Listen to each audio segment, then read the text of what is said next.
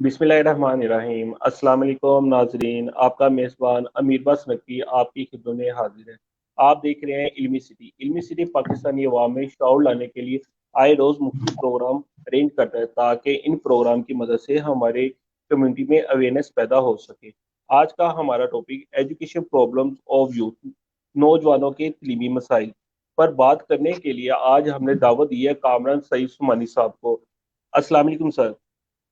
वालेकुम सलाम। अमीर नकवी सर साहब कैसे हैं आप? आपको सर मैं ठीक हूँ। यूनिवर्सिटी में आपको वेलकम।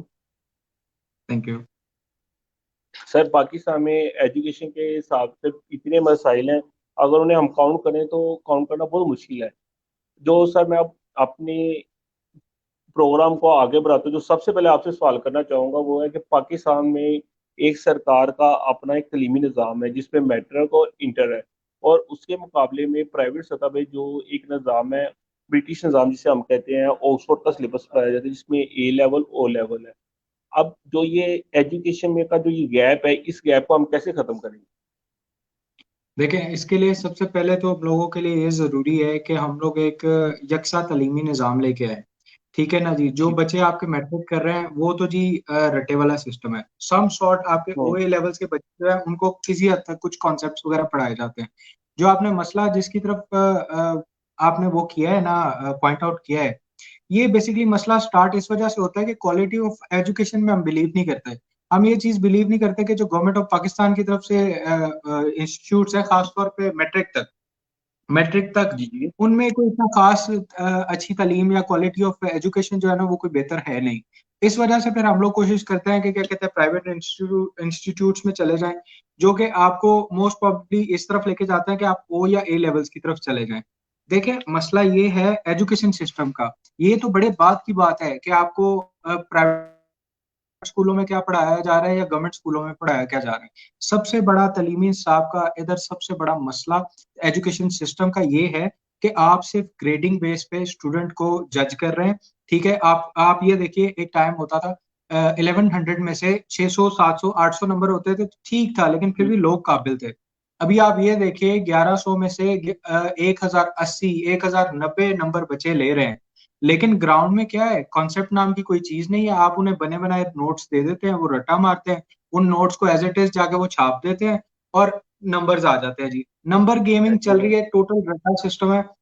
ठीक है, इसके बरक्स जब आप ओ ए लेवल्स के बच्चे को देखते हैं ना जी, उसमें फिर भी एज कंपेरेटिवली कुछ थोड़ा बहुत कंसेप्ट नाम की चीज होती है। आप मतलब ये है कि आप एक बच्चे को कुछ समझाते नहीं है कि ये चीज वर्क किस तरह करती है, फिजिक्स केमिस्ट्री बायोलॉजी, इसके एक्चुअल कंसेप्ट किस चीज पे बेस करते हैं। आप कंसेप्ट नहीं बताते, आप पैराग्राफ्स डिफाइन कर देते हैं कि लास्ट पेपर में ये क्वेश्चन आया था, हो सकता है इस पेपर में ये आ जाए। आप गेस दे देते हैं, उनको सिलेक्टिव कोर्स दे देते हैं, उस बेसिस पे आप ग्रेडिंग करते हैं। तो जहां तक ये बात है ना कि जी एजुकेशन सिस्टम की, तो वो जब तक हम लोग का ग्रेडिंग का निजाम रहेगा तब तक एजुकेशन सिस्टम के जो फ्लॉज है ना उनको हम ओवरकम नहीं कर सकते।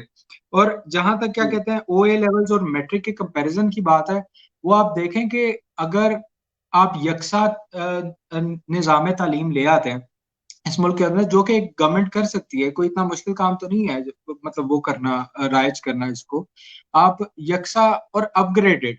ये नहीं कि अगर आपके मैट्रिक के बच्चों को जो पढ़ाया जा रहा है यही आप उठा के क्या कहते हैं प्राइवेट स्कूल्स में, या फिर जो ऑक्सफोर्ड की किताबें पढ़ने वाले बच्चे हैं, आप उनको भी यही लगा देंगे जी आप इस पे आ जाएं। इस पे दोबारा एक लुक आफ्टर होना चाहिए, कमिटीज बननी चाहिए जो डिफाइन करें कि जनाब शुरू से जब से हमारा तालीमी निजाम चलता आ रहा है, 70 साल तक तो हमने अडॉप्ट किया ना जी, 70 साल से बिल्कुल जो ऐसे ही। चलता आ रहा है उसको रिव्यू करने की जरूरत है। अब पेन पेंसिल की जगह लोग अपने नोटबुक्स में राइट डाउन करते हैं अपने नोट्स को। टाइम बदल गया है जनाब, सर्च वर्क जो है वो आपके लिए कंपैरेटिवली बहुत इजी हो गया है। ठीक है, तो इसके लिए जरूरी ये है कि आप जो है एक हुकूमती सतह पे एक कमेटी बनाएं, जो कि आपके एजुकेशन सिस्टम को दोबारा एनालाइज करके उसको रीबिल्ड करके फिर उसको राइज किया जाए। इस तरह नहीं हो सकता कि आप ऑक्सफोर्ड वालों को उठा के मैट्रिक वालों को लगा दें और मैट्रिक वालों को उठा के ऑक्सफोर्ड वालों को लगा दें। इस पूरे एजुकेशन जो सिलेबस है उसको आपको रिव्यू करना पड़ेगा पूरे तरीके से। सर ये तो बात हो गई, हमने ब्रिटिश का और पाकिस्तान का कंपैरिजन कर दी। अगर एक नौजवान जिसने पंजाब से एजुकेशन हासिल की और एक जी नौजवान है जिसने सिंध से एजुकेशन हासिल की, अगर दोनों एजुकेशन का जब कंपैरिजन करते हैं तो स्टूडेंट्स को ग्रेजुएशन लेवल पे जाए बहुत मसला आता है कि भाई दोनों सूबों की एजुकेशन बहुत खास किस्म का डिफरेंस पाया जाता है। हम्म। देखिए तो इतना अभी तो ज्यादा डिफरेंस पाकिस्तानी सतह पे डिफरेंस है ना। इतना इतना ज्यादा डिफरेंस नहीं है अगर आप गौर करें तो एज सच जो आपके फिजिक्स मतलब मैं कंपैरेटिवली आपसे बात कर रहा हूँ इंटरमीडिएट तक के, मैट्रिक और इंटरमीडिएट के जो स्टूडेंट्स हैं उस तक, ग्रेजुएशन लेवल पे तो आप जिस भी यूनिवर्सिटी में जाएंगे वो रिस्पेक्टिवली आपको या टेक्निकल आर्ट्स या फिर इंजीनियरिंग डॉक्टरेट, आप जिस भी फील्ड में जाते हैं वो उस उन थ्योरीज और उन कॉन्सेप्ट से रिलेटेड आपको टेक्निकल एजुकेशन या फिर आर्ट्स एजुकेशन दी जाएगी। मैं आपसे बात कर रहा हूँ मैट्रिक और इंटरमीडिएट के स्टूडेंट्स की। जी। इनके बेसिक कोर्सेज जो है ना जी, आपकी फिजिक्स केमिस्ट्री बायोलॉजी, उसके अलावा जो साइंस सब्जेक्ट्स हैं या जो आपके आर्ट सब्जेक्ट्स हैं या फिर आपके उर्दू लिटरेचर हो गया, इंग्लिश लिटरेचर हो गया, ये कंपैरेटिवली सेम है, मुझे इसमें कोई डिफरेंस नजर नहीं आता। ये वैसे आप कह सकते हैं कि कोटा सेम सिस्टम है, जैसे यहाँ पंजाब से कोई बच्चा उठता है वो इंटरमीडिएट का अपना क्लियर करके यूनिवर्सिटी में एडमिशन लेने के लिए कराची जाता है, तो वो फिर एक कोटा कोटा बेस पे कंपैरिजन हो सकता है कि जनाब हम लोगों ने पंजाब के केपीके के या फिर आप कह लें बलूचिस्तान की सीट्स इतनी रिजर्व रखी हुई है, जो कराची के लोग हैं उनके लिए इतनी हम लोगों ने सीट्स रिजर्व रखी हुई है। एज सच इतना ज्यादा कंपैरिजन नहीं है, लेकिन फर्क जो जहाँ बेसिक स्टार्ट होता है ना, फर्क आपका गवर्नमेंट और प्राइवेट इंस्टीट्यूट्स का है। आपका फर्क हम्म। जो है ना वो सुबाइयत की बेस पे या शहर की बेस पे नहीं है कि जी जो इस्लामाबाद के बच्चे हैं वो अच्छी एजुकेशन ले रहे हैं, जो रावलपिंडी के बच्चे हैं उनकी एजुकेशन अच्छी नहीं है। आपका कंपैरिजन है कंसेप्ट के ऊपर और रटा सिस्टम के ऊपर। आप इस बेटा बेस पे से एजुकेशन को वो कर सकते हैं कि जी एक तरफ सही रटे है। लग रहे हैं, एक तरफ आपके कंसेप्ट है। ये चीज है, सही है आपने बाकी बिल्कुल। सूबों वो- में शहरों का फर्क नहीं है इतना खास। वो आपने ये बिल्कुल सही बात की डाटा सिस्टम का जो हमें खत्म करना चाहिए।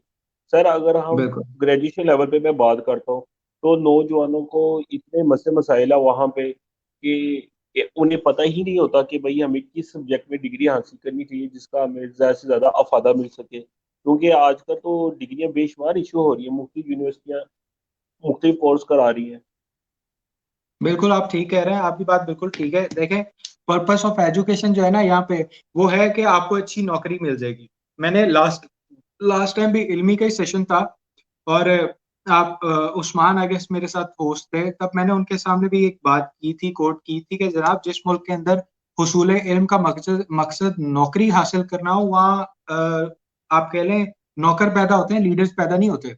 ठीक है। बिल्कुल ऐसे ही है। आपके नौजवान को, आज के नौजवान को जो है वो बिल्कुल भी समझ नहीं आ रहा कि उसको किस फील्ड की तरफ जाना चाहिए, किस तरफ नहीं जाना चाहिए। उसकी वजह क्या है? देखें रट्टा लगा के तो आप उसे यूनिवर्सिटी में पहुंचा देते हैं, यूनिवर्सिटी में पहुंचते हैं रिस्पेक्टिवली कोई इनोवेशन नहीं है, कोई क्रिएटिविटी नहीं है, कोई आप कह लें क्या कहते हैं एक्सपेंशन नाम की कोई चीज नहीं है, कोई मैसिव प्रोडक्शन, कोई न्यू प्रोडक्शन टेक्निक्स नहीं है, कुछ भी नहीं है। रिस्पेक्टिवली जो क्या कहते हैं 80s में आपका चल रहा था वही 90s में चल रहा था, वही 2000 में चल रहा था, वो 2010 तक चला, फिर 2020 तक चला।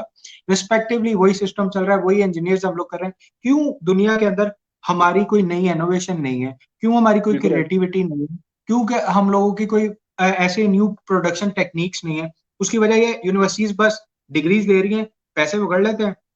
ठीक है, उनका काम ये है 4 साल बाद जो बस क्या कहते हैं डी लेके पास होता रहा उसको भी डिग्री मिल जाएगी, और जो बहुत ज्यादा हॉट फेवरेट हुआ टीचर्स का या जो बहुत ज्यादा आप कह लें टीसी करना जानता है स्टूडेंट बिल्कुल। रिस्पेक्टिवली, वो अच्छे ग्रेड्स ले लेगा। आपका जो स्टूडेंट का इंटेलिजेंट इंटेलिजेंस लेवल। टेस्ट है वो क्या कहते हैं इस बेस पे कि जनाब उसके कितने ग्रेड हैं, वो बच्चा उतना ज्यादा कामयाब है। बल्कि आप ये देखिए इसके बस होता है इस तरह के जो सबसे हाईएस्ट सीजीपीए वाले होते हैं, यूनिवर्सिटी की आपने बात की ना, ग्रेजुएशन की बात की, जी। जो सबसे हाईएस्ट सीजीपीए वाले होते हैं वो रुल रहे होते हैं, और जो बैक बेंचर्स होते हैं जिनके ग्रेड्स कम होते हैं लेकिन उन्होंने अपनी क्रिएटिविटी पे प्रोडक्टिविटी पे थोड़ा सा काम किया होता है, कोई स्किल सीख लिया होता है या फिर कोई इस तरह का काम कर लिया होता है जो वाकई उनके रिस्पेक्टिवली आगे काम आएगा, वो अपनी लाइफ में सेट हो जाते हैं। तो यूनिवर्सिटी स्टूडेंट्स का सबसे बड़ा मसला ये है कि आप वहाँ यूनिवर्सिटी के अंदर भी वही काम कर रहे हैं जो आप मैट्रिक और इंटरमीडिएट में कर रहे हैं कि जनाब आप सीजीपीए खींचें और खैरियत से आप ग्रेजुएट हो जाए, उसके बाद आप भाड़ में जाएं, आपका जो मर्जी हो, हमें इससे कोई परवाह नहीं है। यूनिवर्सिटी को क्या सरोकार होता है?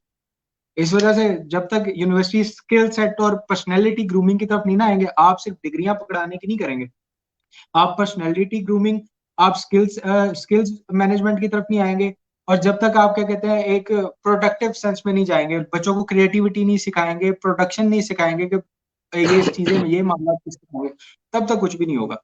तब तक फिर ऐसे ही ठीक। ग्रेजुएट्स पास होते रहेंगे, अंधाधुंध चलते रहेगा काम शाम। सर यहाँ पे ना मैं माजर के साथ आपसे एक बहुत इंपॉर्टेंट क्वेश्चन करना चाहूँगा कि जैसे ही इंटर का जी रिजल्ट आता है, मुख्तलिफ न्यूज़पेपर में और मुख्तलिफ चैनल्स पे मुख्तलिफ यूनिवर्सिटी के ऐड आना शुरू होते कि आप हमारे से ये कोर्स करें ग्रेजुएशन लेवल पे, तो आपको ये डिग्री इशू हासिल होगी। जब स्टूडेंट उस डिग्री के लिए अप्लाई करता है, 2 साल वो गुजर चुके होते हैं उस कोर्स को पढ़ते हैं, उस टाइम हमारी HEC उस डिग्री को नहीं मानती, उस यूनिवर्सिटी को नहीं मानती। अब तो स्टूडेंट भी में फिर फंस चुके होते हैं और वो फिर धरने देने पर आ जाते हैं। देखिए, होता कुछ भी नहीं है, ये अब से नहीं हो रहा, ये बहुत पुराना हो रहा है। मैं आपको ना एक छोटी सी बिल्कुल छोटी सी एक स्टोरी कोट करूंगा इसके ऊपर ना। एक बादशाह होता है, उसके पास एक गाने वाला आ जाता है जी। ठीक है, बिल्कुल। गाने वाला बहुत अच्छा गाता है, बादशाह कहता है इसको अशरफी दे दो। गाने वाला और अच्छा गाता है, बादशाह कहता है इसे जागीर दे दो, सोना दे दो, चांदी दे दो। वो खुश होता है, बादशाह को और अच्छा गाना सुनाता है। और खैर इवेंचुअली ये होता है कि फंक्शन खत्म होता है, वो वहां से जाता है, अपनी बीवी को बताता है कि मैंने बहुत अच्छा गाया और बादशाह ने मुझे खुशी में जागीर दे दी, सोना दे दिया, चांदी दे दिया और हीरे हीरे जवाहरात दे दिए। खुश यस होते जी। हैं, सो जाते हैं। एक दिन गुजरता है, 2 दिन गुजरते हैं, 3 दिन गुजरते हैं, 4 दिन गुजरते हैं, कुछ भी नहीं आता। बादशाह के पास जाता है, कहते हैं आपको मैंने गाना सुनाया, आप खुश हुए, हीरे जवाहरात जागीर और सोना चांदी आपने मुझे दिया, लेकिन मुझे मिला कुछ नहीं। बादशाह ने कहा लेने देने की बात कहाँ से आई भाई, तुमने मेरे कान को खुश किया, मैंने तुम्हारे कान को खुश किया। तो यहाँ सिर्फ कान खुश करने की हद तक होता है सब कुछ। ठीक है ना जी, आप स्टूडेंट्स धरने देते हैं, स्टूडेंट्स के कान खुश कर दिए जाते हैं, जनाब इस दफा यूनिवर्सिटी आपको ड्यूल डिग्री दे देगी। बाद में क्या होता है, हम्म। बीए की एक छोटी डिग्री पकड़ा देते हैं, हाथ में बोलते हैं जाए ड्यूल डिग्री होगी आपकी, बात खत्म। इस तरह नहीं होता हम्म। भाई, स्टांस लेना पड़ता है। यूनिवर्सिटी माफिया ये एक एजुकेशनल माफिया है, बहुत बड़ा माफिया है। ठीक है, आप एचईसी को नहीं पता होता कि यूनिवर्सिटी आप खुद कह रहे हैं कि जैसे ही इंटर का आपका रिजल्ट आता है यूनिवर्सिटी इश्तिहारात देते हैं, तो क्या वो इश्तिहारात सिर्फ हम तक पहुंचते हैं, हुकूमती इदारों तक या एचईसी तक, हायर सेकेंडरी एजुकेशन अथॉरिटी तक नहीं पहुंचते? वो हम्म। किसका काम है वेरीफाई करना कि जनाब एक यूनिवर्सिटी को हम लोगों ने इन कोर्सेज पे इनलिस्ट किया हुआ है, इन कोर्सेज के अलावा हमारे पास इनकी इन्वेस्टमेंट नहीं है। ठीक है, वो किस तरह अलाउ कर देते हैं? ये तो एचईसी का काम है विजिट करना यूनिवर्सिटियों में। ये हर आप अगर यूनिवर्सिटी किसी में भी जाके पता करें, हर 3 से 4 माह बाद एचईसी का विजिट होता है। तो आप तो ये कह ही नहीं सकते एचईसी को पता नहीं है। ये बेसिकली एजुकेशनल माफिया है। जितना ये लोग स्टूडेंट्स को उन कोर्सेज में एडमिशन देते हैं जो ये इन्होंने एचईसी से नहीं रजिस्टर्ड कराए, उनके ये लोग पैसे एचईसी को बकायदा रिश्वत की सूरत में पे कर देते हैं, और छोटा मोटा ड्रामा बनता है जिसमें स्टूडेंट से ही धरना कराया जाता है और एचईसी से वो अप्रूव करा लेते हैं। या अप्रूव नहीं भी हम्म। होता तो स्टूडेंट को कोई और जैसे इंजीनियरिंग में एडमिशन लिया तो डिप्लोमा की डिग्री दे दी, और वैसे कोई कोई और दूसरी डिग्री पकड़ाई और स्टूडेंट्स के करियर को तबाह करके उनको कहा जी बस अब यही है, हमारा तो कोई मसला नहीं है, एचईसी नहीं मान रहा। स्टूडेंट्स वो कोर्ट में जाके धक्के खाते हैं, स्टेज टू लेके, अगर कोई ले भी ले तो ठीक है, अदरवाइज तो बेचारे जलील हो जाते हैं। इसमें तो टोटली एचईसी का कसूर है जी, माफिया तो हर जगह होता है। टोटली आपका एचईसी जो हायर एजुकेशन बोर्ड है वो इसका रिस्पॉन्सिबल है। इसमें तो देखो सर आप, एचईसी को करने की जरूरत है। सर इस जिस तरह आपने कहा HEC का इसमें इन्वॉल्व होती है, तो हुकूमत को क्या चाहिए कि अपने जो नौजवान हमारे आ रहे हैं जिन्होंने आके पाकिस्तान के लिए खिदमत करनी है, उनका क्या फिर ऐसा हल करे कि भाई इन माफिया पे काबू पाया जा सके। देखिए, सबसे पहले आप एचईसी के डायरेक्टर्स को जो रिस्पेक्टिवली आगे वो करते हैं उनको थोड़ा सा खींचना चाहिए, और उसके बाद यूनिवर्सिटी, जिस यूनिवर्सिटी ने जो वो कोर्स जो एचईसी से एनलिस्टेड नहीं है वो प्रोग्राम ऑफर कर दिया और किसी बच्चे ने उसमें एडमिशन ले लिया, वो कोर्स जो एचईसी से रजिस्टर्ड नहीं है, उस यूनिवर्सिटी जी। का लाइसेंस कैसे चलो, स्पेशली उस फील्ड के अंदर। मतलब फॉर सपोज इंजीनियरिंग है ना जी, इंजीनियरिंग में एक यूनिवर्सिटी के पास सिविल, सॉफ्टवेयर, केमिकल और मैकेनिकल का है, उनके पास जनाब बाकी मेटलर्जी इंजीनियरिंग वगैरह का नहीं है। अगर मेटलर्जी में वो दे रहा है, उसकी इंजीनियरिंग फील्ड जो है, उनको बोले अब आप इंजीनियरिंग में किसी में भी एडमिशन नहीं ले सकते, ये पेनल्टी है। और ये आपकी क्या कहते हैं पनिशमेंट है कि आप इतना अरसा सील रहेंगे और इतना इतना आपको बड़ी पेनल्टी पड़ेगी, उसके बाद रिस्पेक्टिवली ठीक हो सकते हैं मामला। बड़ी बड़ी पेनल्टीज करें ना ताकि इन्हें पता चले। स्टूडेंट से अगर 1 लाख रुपए फीस लेते हैं तो 1 करोड़ रुपया पेनल्टी होनी चाहिए, क्योंकि आप एक बच्चे के करियर के साथ खेलते हैं। हम्म। ये सर आपने बिल्कुल सही कहा है कि एक तरफ पैसा भी ज़ाया होता है, टाइम भी ज़ाया हो रहा है। क्या हमारी जो स्टूडेंट्स को, नौजवान को तलीमी मसाइल में सबसे बड़ा जो मसला डालते हैं वो हमारे पेरेंट्स का नहीं मदखल होता? देखिए, ये एक कल्चरल चीज है हम लोगों की, कि पेरेंट्स की एक ख्वाहिश होती है कि जी हम लोग अपने बच्चे को इंजीनियर बना दें, स्टूडेंट वो क्या कहते हैं डॉक्टर बना दें, अकाउंटेंट बना दें, कुछ का स्पोर्ट्स में इंटरेस्ट होता है। ये तो रिस्पेक्टिवली आप कह लें, देखें पेरेंट्स ने तो, पेरेंट्स को अगर आप इस बात पे कह रहे हैं ना कि पेरेंट्स ने अखबार में इश्तिहार देखा ये यूनिवर्सिटी ये प्रोग्राम ऑफर करी है और जाके हम्म। उन्होंने एडमिशन करा दिया, तो इसमें पेरेंट्स का कैसे कसूर हो सकता है? ठीक है ना जी, हम्म। पेरेंट्स का क्या कसूर होगा? आप जाहिर है कि यूनिवर्सिटी है, इतना बड़ा इंस्टीट्यूट है, वो अगर एडवर्टाइज कर रहा है कि जी हम ये कोर्सेज ऑफर कर रहे हैं, आप जाके एनरोलमेंट करा लेते हैं, तो इसमें मेरा नहीं ख्याल कि किसी भी कंज्यूमर का, स्टूडेंट का या पेरेंट्स का कोई भी वो हो सकता है, जिम्मेदारी हो सकती है। ये तो यूनिवर्सिटी की जिम्मेदारी है ना जी। बाद में पता चलता है यूनिवर्सिटी वाले फिर एचईसी पे डाल देते हैं कि जी पहले हमारी रिकग्नाइज थी, अब जो है एचईसी ने अचानक अनरिकग्नाइज्ड कर दिया है। तो इसमें पेरेंट्स का नहीं है जी, टोटली एचईसी का कसूर होता है या यूनिवर्सिटी का, सर टॉप ऑफ द मेरे लाइन यूनिवर्सिटी। सर आप ये बात बिल्कुल ठीक है कि पेरेंट्स का इतना नहीं होता जितना एचईसी का इसमें इन्वॉल्वमेंट होता है, लेकिन हमने अक्सर कद अपनी कम्युनिटी में या अपने घर की तरफ देखें तो हमारे फैमिली में जो कामयाब इंसान होता है तो उसकी जो एजुकेशन होती है हम उसी को देखते हुए अपने बच्चे पर लागू करते हैं, भैया आप यही एजुकेशन हासिल करें, यही एजुकेशन हासिल करें, इससे आप कामयाब हो जाएंगे। मतलब कोई बच्चा का सीए करके एक अच्छी पोस्ट उसे मिल गई है, हम उससे अपने बच्चे को भैया आप सीए करें। ये एक डिफरेंट चीज है जी, ये कल्चरल लॉ है, बच्चे से पूछा नहीं जाता कि वो किस चीज का पैशन हम्म। रखता है। ठीक है, हो सकता है बच्चे को साइंस इनोवेशन की तरफ इंटरेस्ट हो और आप उसको क्रिकेट खिलाना चाह रहे हो सकता है उसे क्रिकेट में इंटरेस्ट हो और आप उसको बायोलॉजी पढ़ा रहे हैं। ठीक है, इस तरह नहीं होता। आपको बेसिकली ये वाकई आप बात बिल्कुल ठीक कर रहे हैं कि पेरेंट्स के एक कल्चरल हम लोग का फ्लॉ बन गया हुआ है ये चीज, कि पेरेंट्स जो है बच्चों से कंसल्ट नहीं करते, उन पे एक फैसले थोप देते हैं कि जनाब मेरे फलां मामू या मेरे फलां चाचू जो थे वो इंजीनियर थे, उन्होंने ये बना लिया, ये बंगला बना लिया, ये घर बना लिया, ये गाड़ी बना ली, तो लिहाजा मेरे जितने बच्चे हैं वो डॉक्टर और इंजीनियर बनेंगे। ठीक है, लेकिन हम्म। ऐसे होता नहीं है ना, रिस्पेक्टिवली आपको फ्लो को भी तो देखना चाहिए ना कि मुल्क के अंदर स्कोप किस चीज का है, और मोर ओवर स्कोप से भी ज्यादा आपका बच्चा पैशनेट किस चीज में है। ठीक है, आप जिस चीज में पैशनेट होते हैं ना, आपको हमेशा वो काम करना चाहिए, आप उसी काम में इनोवेशन कर सकते हैं। जैसे फॉर सपोज आपको अगर क्रिकेट खेलना पसंद है, ठीक है, आपको क्रिकेट छुड़वा के आपको क्या साइंस लैब में घुसा दिया जाए और आपको बोला जाए एक्सपेरिमेंट्स किया जाए, आपको कितने कितने के आप शौक से करेंगे ये चीज? बिल्कुल भी नहीं करेंगे शौक से। आप उस काम से जान छुड़ाने की कोशिश करेंगे और आपको कोई इंटरेस्ट नहीं होगा इसमें, कोई इनोवेशन हो, कोई प्रोडक्टिव काम हो, कुछ भी हो। इसके एवज जो साइंटिस्ट है उसको वो छुड़वा के आप क्रिकेट में बिठा देंगे, तो वो भी जाहिर है अपने काम से तंग आ जाएगा। तो पेरेंट्स को ये हम्म। चीज समझने की जरूरत है कि जिस चीज में बच्चे का इंटरेस्ट हो उस चीज के अंदर उसको फॉलो करने दें, उसकी स्टडी एटलीस्ट वहां तक जाने दें, ताकि वो अपने पैशन को फॉलो करें और प्रोडक्टिविटी, इनोवेटिव इनोवेटिव इन्वेंशंस की तरफ आए। तो ये बिल्कुल सर बहुत सही है जरूरी सर। है कि हम लोग के पेरेंट्स जो है इस हम्म। बात। सर बच्चों माँ पेरेंट्स की ख्वाहिश होती है कि हम अपने बच्चों को अच्छी से अच्छी एजुकेशन दें, और नौजवान भी लेते हैं, लेकिन जब वो फील्ड में निकलते हैं उनमें इतने स्किल्स ही नहीं होती कि वो कोई काम अच्छा कर सके। कोई अच्छा आलूम हासिल तो कर लिया उन्होंने, लेकिन उनमें स्किल ही नहीं है इतनी।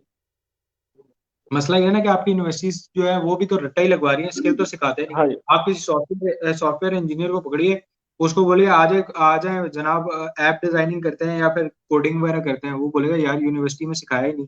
यूनिवर्सिटी के अंदर से भी वही बच्चे सीख के निकलते हैं जो एक्स्ट्रा करिकुलर स्किल्स हासिल कर लेते हैं, जैसे कोडिंग हो गया, कुछ भी हो गया, कोई भी इंजीनियर या डॉक्टर या कोई भी। आपकी यूनिवर्सिटीज क्या कर रही है? आपको रटा रटा है वही एक्सपेरिमेंट्स हैं 10-15, वही सारे ड्रामा है, वही करवा के आपको सर्टिफाई कर देते हैं कि जनाब आप ये बन गए हैं और अब आप लीगली तौर पे आप ये कहलाएंगे।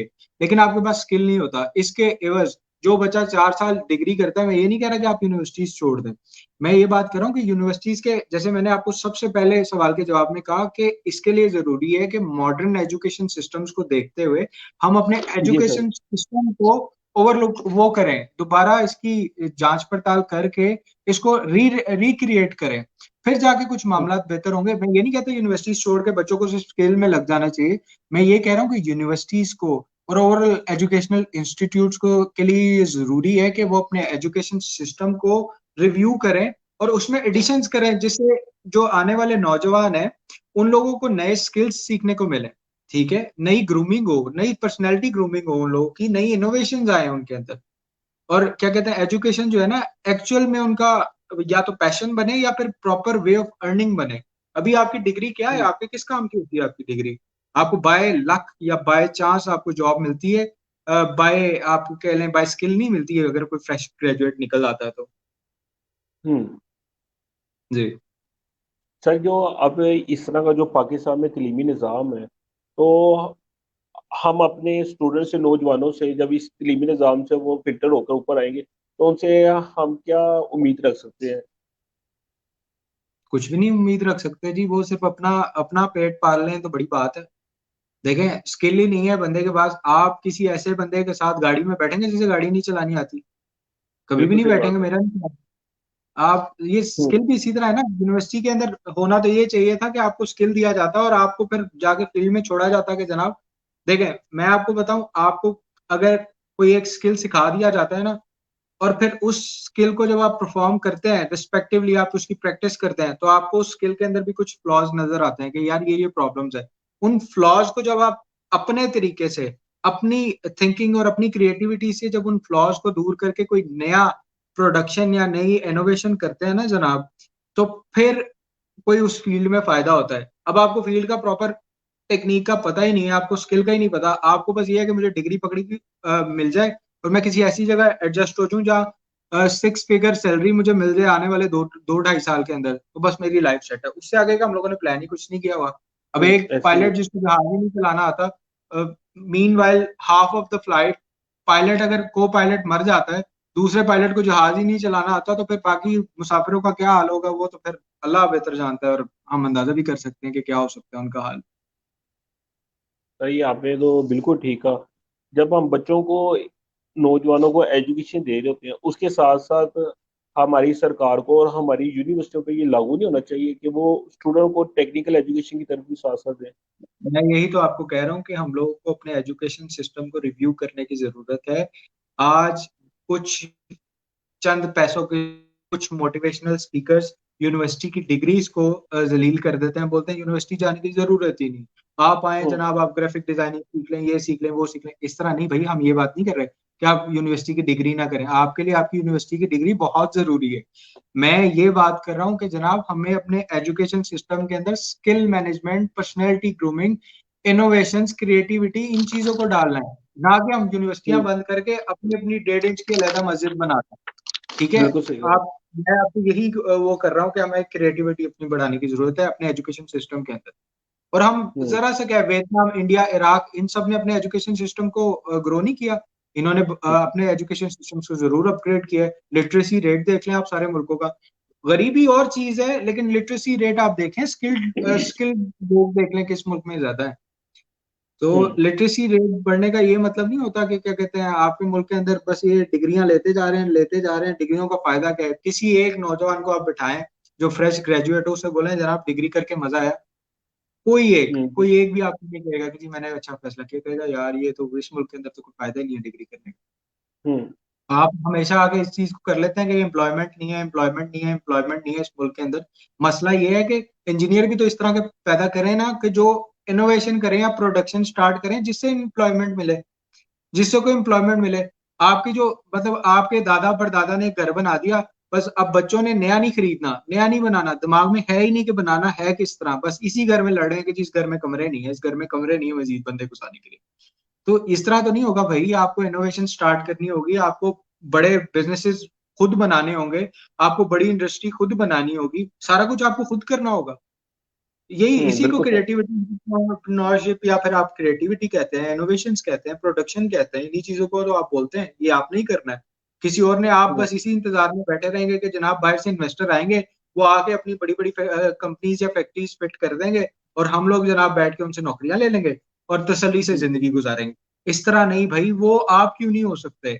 सारी दुनिया ने बनाया नहीं है, नीचे से ऊपर इंसान जाता नहीं है, सब कुछ होता है। ये इनोवेशन, ये सारी चीजें जो है, ये आपके पेरेंट्स से लेके एजुकेशन सिस्टम से लेके आपके स्कूल कॉलेज यूनिवर्सिटी, इन सब की जिम्मेदारी है कि आपको ग्रूम करें, पर्सनली ग्रूम करें। सही, ये तो होगी बात। लेकिन सर हर साल सरकार कुछ फंड महसूस करती है कि भाई हम ये फंड अपने नौजवानों को देंगे जिनकी तलीमी काबिलियत अच्छी होगी। लेकिन वो फंड इतना थोड़ा होता है कि बेशतर ऐसे नौजवान होते हैं जो पढ़ना तो चाह रहे होते हैं, लेकिन उनके माशाल्लाह इतने अच्छे नहीं कि वो अच्छी एजुकेशन हासिल करके उनकी खिदमत हासिल कर सके। बोले। जी आपकी बात ठीक है। गवर्नमेंट के जो फंड्स हैं, फेडरल गवर्नमेंट के जो फंड्स दिए जाते हैं या प्रोविंशियल गवर्नमेंट के जो फंड्स दिए जाते हैं as compared to development, security और बाकी सारी चीजें जो है वो बहुत कम है। हमारा मतलब डिफेंस बजट, खैर उस पर भी हम कॉम्प्रोमाइज तो नहीं कर सकते, लेकिन ये है कि जो बाकी इर्द गिर्द के फंड्स हैं और कॉस्ट कटिंग करके बाकी डिपार्टमेंट्स में से जो अननेसेसरी फंड्स दिए जाते हैं जो वो एजुकेशन पे लगना चाहिए। और ऑब्वियसली हम लोगों को अपने एजुकेशन को बहुत ज्यादा फ्लोरिश करने की जरूरत है। तो अभी बात ठीक है, जो हमारे फंड्स हैं वो प्रॉपरली यूटिलाइज नहीं हो रहे, एजुकेशन के लिए हमारा एक बड़ा और स्पेशल फंड होना चाहिए। सर यहाँ पे मैं एक और क्वेश्चन मेरे माइंड में है। मुझे मेरे दोस्त ने किसी अजीज ने मुझे मैसेज किया कि बेशुमार नौजवान ऐसे होते हैं जिन पे सरकार अपने फंड देती है, उन्हें पढ़ाती लिखाती है, वो बाहर जाके सरकारी फंड पे पढ़ते हैं, लेकिन वो जब एजुकेशन कंप्लीट हो जाती है वो वापस ही नहीं आते। उसकी देखें सिंपल सी वजह ये है कि जो पेट्रियोटिक बंदा होगा ना, वो भी कितनी देर तक इस चीज को कायम रख सकेगा। आप ये देखते हैं कि बाहर की दुनिया में आप जाते हैं, आपको वहाँ सिक्योरिटी अच्छी मिल जाती है, हेल्थ फैसिलिटीज मिल जाती हैं, आपके बच्चों को एजुकेशन अच्छा मिल जाता है, बाकी सारे मामला ठीक ठीक मिल जाते हैं। अगर आपने मुहिब वतन रहना है, मतलब ये है कि क्या कहते हैं, आपने पाकिस्तान में ही रहना है, पाकिस्तान में आना नहीं है, तो फिर उस पाकिस्तान के अंदर वापस आना है, तो फिर आपके लिए ये है कि जनाब आपके लिए कोई सिक्योरिटी नहीं है, थोड़े से आपने पैसे इकट्ठे कर लिए तो आपका थ्रेटनिंग तो वो हो जाएगा। अगर आप किसी पोजीशन पे लग जाते हैं तो वहां आप अपनी मर्जी से काम नहीं कर सकते। चीजें तो चेंज होने वाली हैं, आप कंपेयर तो नहीं कर सकते जी, एक इंडिविजुअल पर्सनैलिटी को आप कंपेयर नहीं कर सकते। अगर आपको अच्छा मौका मिले कि आप अपनी जिंदगी को पुरसुकून तरीके से, जो बकौल उनके के उनको पुरसुकून लगता है, ठीक है, पुरसुकून तरीके से आप गुजार सकते हैं, तो आप किस तरह वापस आएंगे? ये आप देखें ना, जब आपके मुल्क के अंदर खुद से लोग इंडस्ट्री स्टार्ट करेंगे, बिजनेसेस लेके आएंगे, चीजों को स्ट्रीमलाइन में लेके आएंगे, तो ऑब्वियसली जब बेटर फॉर्म ऑफ अपॉर्चुनिटी मिलेगा तो ऑब्वियसली फिर लोग वापस आएंगे। अभी है नहीं ना, तो फिर तो उनके पास ऑप्शन कोई नहीं है। आप रोक नहीं सकते किसी को भी, आप गलत नहीं कह सकते। किस तरह हर इंसान की वो कोशिश है। आप जिस गवर्नमेंट के पैसे लेके बाहर जा रहे हैं, उससे पढ़ के जब आप वापस आते हैं, वही गवर्नमेंट आपको ना पूछे या आपको काम करने से रोक दे, तो फिर तो आप कहेंगे ना कि मैं बेहतर था वहीं रहता। चीजें तो बहुत सी हैं। मसला ये है कि क्या कहते हैं, इस तरह नौजवानों को हिम्मत करने की जरूरत है कि अगर इस तरह के मामला बन भी जाते हैं ना, तो इनको चाहिए कि खुद से अपने अंदर स्किल डेवलप करें और अपने मुल्क की इंडस्ट्री को, अपने मुल्क की इकोनॉमी को सपोर्ट करें, ताकि मजीद नौजवानों को मौका मिल सके कि वो अपने साइंटिफिक इनोवेशंस को करें, अपने इंजीनियर इनोवेशंस करें, क्रिएटिविटी लेके आए। उसके अलावा जो डॉक्टर्स हैं, जो साइंटिस्ट हैं, न्यू डिजीजेस, न्यू टेक्नोलॉजी को क्यूर करें। ये इस मुल्क में हो सकता है, क्यों नहीं हो सकता? आपका जो साथ वाला मुल्क है वो मार्च तक पहुंच गए हैं, हम अभी भी इस बात पे लड़ रहे हैं कि जनाब ये हमसे डरता है, वो हमसे डरता है। ठीक, हमने क्या करना है डरा के? आप देखें ना, अब it's time to move on. हम लोगों को चाहिए कि हम लोग अपने मजीद मामलात को देखें। लेकिन हम लोग अल्लाह ताला खैर करे, जब एजुकेशन सिस्टम के फ्लॉज खत्म होते हैं तो फिर ये चीजें भी बेहतर हो जाती हैं इससे।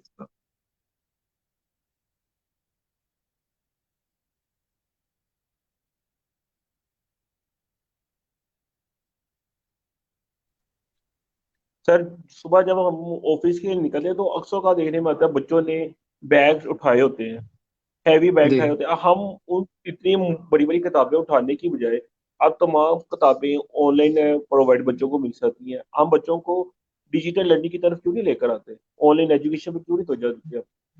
देखें, अभी आपने खुद कहा है हमारा एजुकेशन बजट जो है वो कम है, हम कहाँ से ला सकते हैं? अब हम्म। एक आप नॉर्मल फैमिली का बच्चा है जिनके तीन हम्म। या चार बच्चे पढ़ते हैं, वो किधर से इलेक्ट्रॉनिक डिवाइसेस उन सबको सेपरेटली अफोर्ड करके देंगे?